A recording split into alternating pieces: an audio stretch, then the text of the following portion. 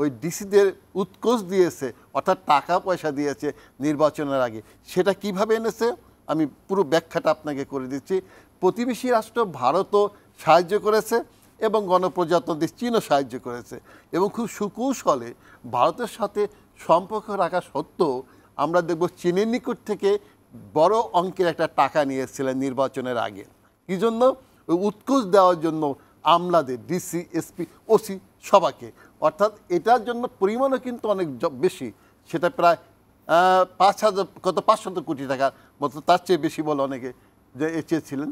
এটা কিন্তু ধরলকে নির্বাচনের পরে যখন ইন্ডিয়া যখন অভিনন্দন জানালো ইন্ডিয়ার প্রধানমন্ত্রী, তার আগে কিন্তু জানালো গণপ্রজাতন্ত্রী চীনের প্রধানমন্ত্রী, অভিনন্দন জানালো সাবেক প্রধানমন্ত্রী হাসিনা ওয়াজেদকে। তা এটা যখন কি করলো, স্টেট ডিপার্টমেন্ট থেকে বলে দিল ইন্ডিয়াকে, বলো কি যে তোমরা এত আনন্দিত হয়েছো, তোমরা কি খবর রাখো যে এই নির্বাচনটাকে প্রভাবিত করার জন্য গণপ্রজাতন্ত্রী চীন উৎকোচ দিয়েছে, টাকা দিয়েছে। কি বিনিময়ে? যে এই টাকার বিনিময়ে তোমরা এসপি ডিসিদের কিনে নাও, আমাদের শুধু এবং নির্বাচন হওয়ার আগে রাতেই ভোট দাও। হ্যাঁ, ইনফ্রাস্ট্রাকচারটাকে আমরা তো এই কন্ট্রাক্টে এটা আমাদের দিবা, ইনফ্রাস্ট্রাকচার দিয়ে বাদ বাকি তোমরা দেখো, ওইখান থেকে সে টাকা উঠিয়ে নেবে, সুদও চায়নি, এভাবে দিয়েছে। প্রশ্ন হচ্ছে এটা কোথায় কে প্রকাশ করলো? প্রকাশ করলো আমরা দেখব ওই আপনার বিজেপির একটা থিঙ্ক ট্যাঙ্ক গ্রুপ, যেটা স্বামী বিবেকানন্দ রিসার্চ সেন্টার, ওখানে দেখবো আমরা শ্রী রাধা দত্ত এটা প্রকাশ করে দিল যে এই হয়েছে আমাদের অবস্থা বাংলাদেশ সম্পর্কে। তাহলে বাংলাদেশের সরকার কিসে আশ্রয় নিয়েছে? দুর্নীতির আশ্রয় নিয়েছে। এই দুর্নীতির অংশদারিত্ব দেওয়ার জন্য কাকে দিয়েছে? দিয়েছে আমলাদের, এই ডিসিদের।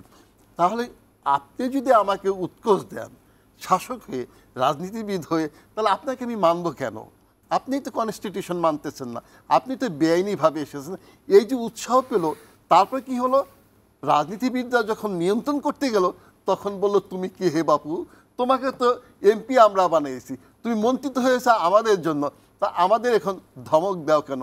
যার জন্য কিন্তু আমলারা ওই মন্ত্রীদের কথা শুনতে রাজি ছিলেন না। তোফায়েল আহমেদ সাহেব কিন্তু পার্লামেন্টে উল্লেখ করেছিলেন এই বিষয়গুলো। তাহলে আপনি যেটা বলতেছেন, আজকে যেটা সমাপ্ত হলো যে ডিসিদের সম্মেলন, এখানে কিন্তু আমরা দেখব উপদেষ্টা মহোদয়রা এই জন্যে বারবার বলছে যে আপনারা আইনের বুনন দিয়ে এটা আপনারা সব দেখেন।